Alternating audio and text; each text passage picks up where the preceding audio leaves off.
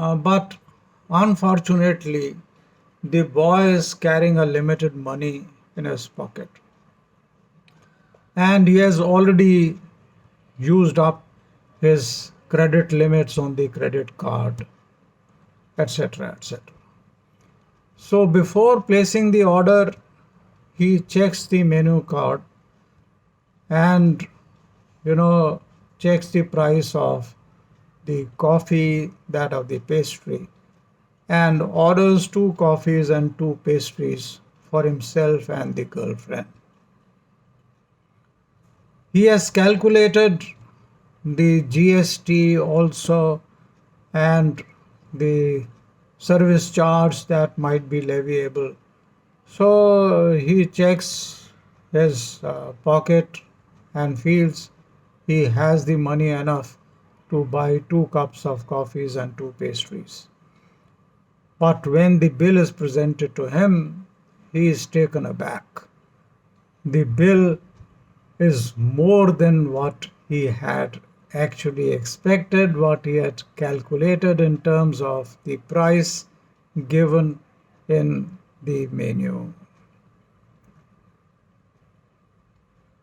Can he plead that since the menu card had mentioned that price, so he cannot be asked to pay more? But the bearer and the manager might well tell him, "We are extremely sorry, sir. We revised the rates only yesterday evening. We have changed almost all the menu cards. How this one escaped, we just do not know.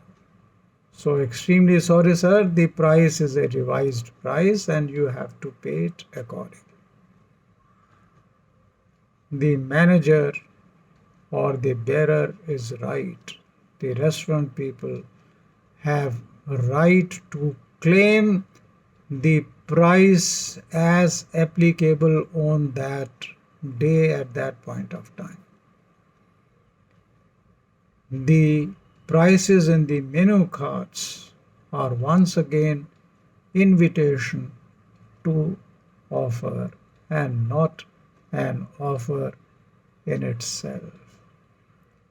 It is certainly in real life situations very difficult to discriminate between the uh, between the general offer and the uh, invitation to offer. Similarly, a prospectus issued by a college, a prospectus issued by a company, they are not offers but only invitations to offer. So the situation that I mentioned to you in case of Reliance Fresh was the similar facts were also the facts of a decided case law, Pharmaceutical Society of Great Britain versus Boots Cash Chemists, a very popular case on the subject. Now, then the next is the offer must be communicated. For any offer to be valid and to be capable of being accepted, naturally it is very essential that it should have been communicated to the other party. Simple logic. Unless a person knows the offer, how can that person possibly accept it? One certainly cannot accept it. If, say, supposing Tapsi Pannu, one of the present day popular Bollywood heroine, proposes to marry you and sends you the invite for the same, sends you the offer for the same. But it does not reach you. How can you give your acceptance? Quite naturally not.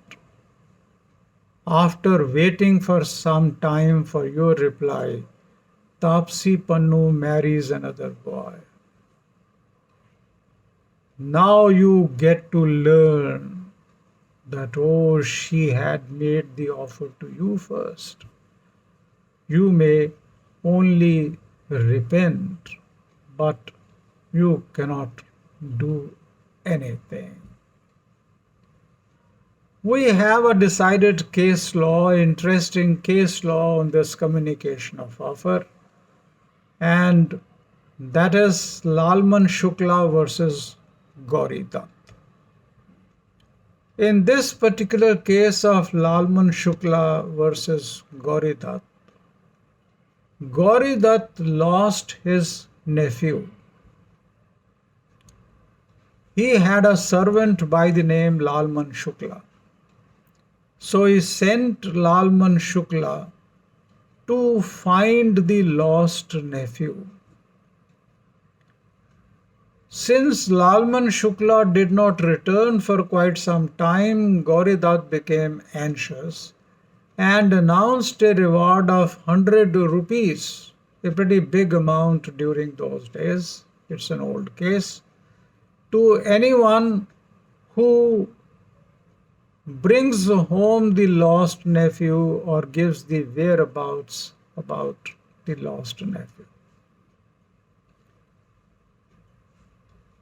In the meantime, Lalman Shukla was able to find the lost nephew and brought him home and handed over to Gauri Dutt.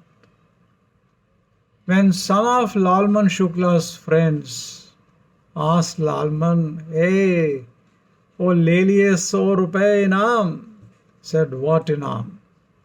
He said, "Your Malik, your employer had announced a reward of 100 rupees to anyone who brings home the lost nephew or gives the whereabouts."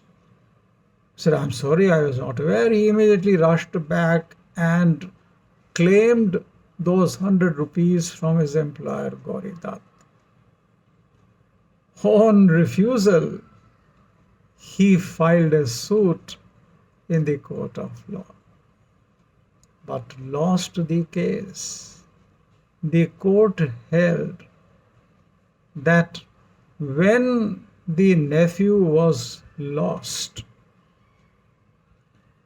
Lalman Shukla was not aware about the prize money, about the reward money.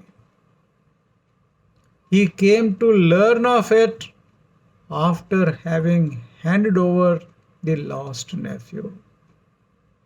Now, when he came to learn of it, there is no lost nephew to find. Right?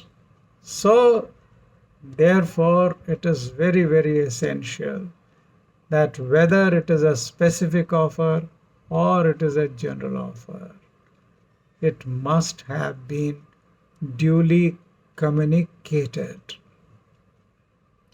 And lastly, in this essential is special terms in a contract. Sometimes there are certain special terms and conditions subject to which the offer is being made.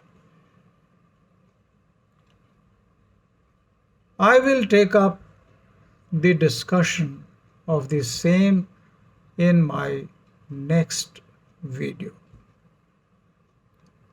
Till then, thank you for watching and goodbye. Thank you.